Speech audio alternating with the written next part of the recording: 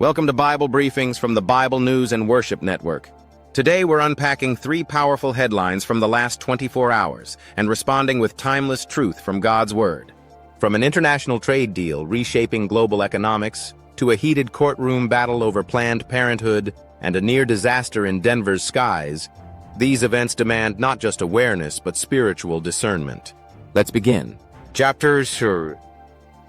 Story 1. U.S.-EU trade agreement averts economic war. On July 27, 2025, U.S. President Donald Trump and European Commission President Ursula von der Leyen concluded a high-stakes summit in Scotland. The outcome? A sweeping trade agreement that rewrites transatlantic commerce. Here are the key terms. Most EU goods entering the U.S. will face a 15% tariff rather than the previously threatened 30 to 35%.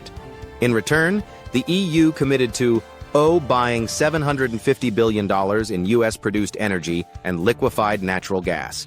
Investing $600 billion into American infrastructure, green technologies, and logistics. Purchasing $225 billion in U.S. military aircraft and defense systems over 5 years. And some sensitive sectors, such as steel and aluminum, will remain under a 50% tariff or face import quotas. High-tech exports like semiconductors, aerospace parts, and certain pharmaceuticals are exempt. This agreement marks a major diplomatic win and averts a looming trade war. But it also raises questions. Is it a fair deal for both sides, or a tilt toward American interests? How will European industries adapt? And how will U.S. consumers be affected by tariffs that still raise prices on imports?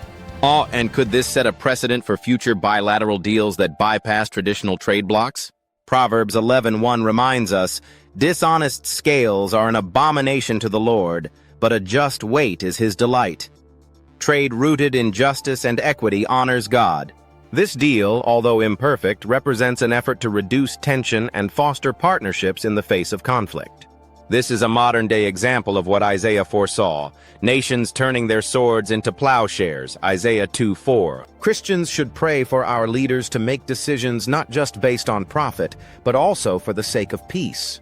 As the global economy shifts, let us be reminded that our provision comes from God, not governments.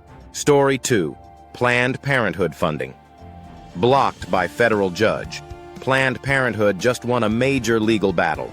A federal judge in the Ninth Circuit has issued an injunction blocking the Trump administration's effort to disqualify the organization from receiving Medicaid reimbursements.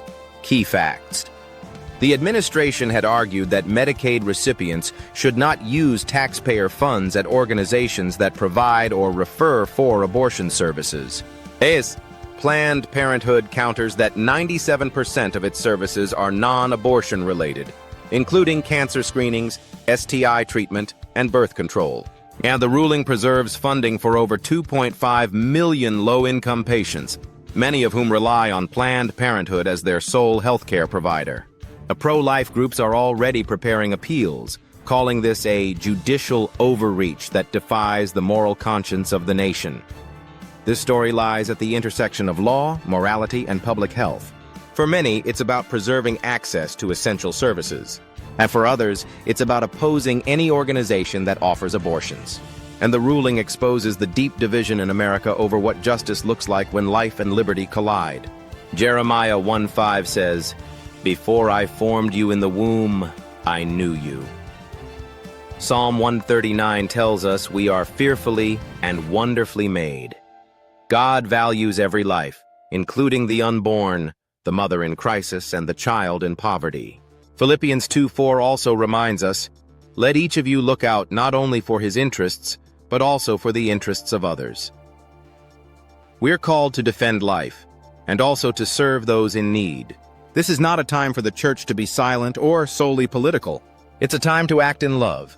Can we offer crisis pregnancy help, post-abortion healing, and support for low-income families?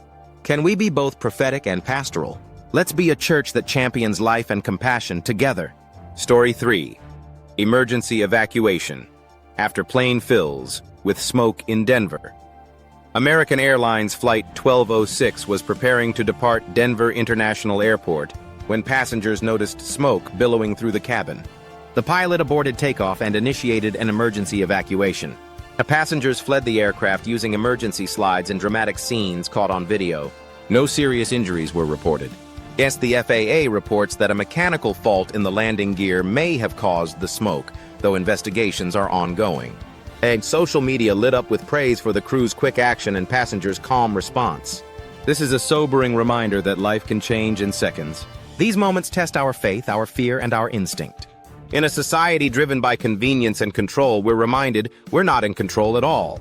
Psalm 91:3 therefore says, "Surely he shall deliver you from the snare of the fowler. He shall cover you with his feathers, and under his wings you shall take refuge." God protects us, often in unseen ways.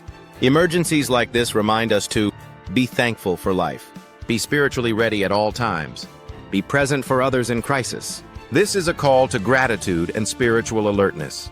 Jesus told us in Matthew 24:44, "Therefore you also be ready, for the Son of Man is coming at an hour you do not expect."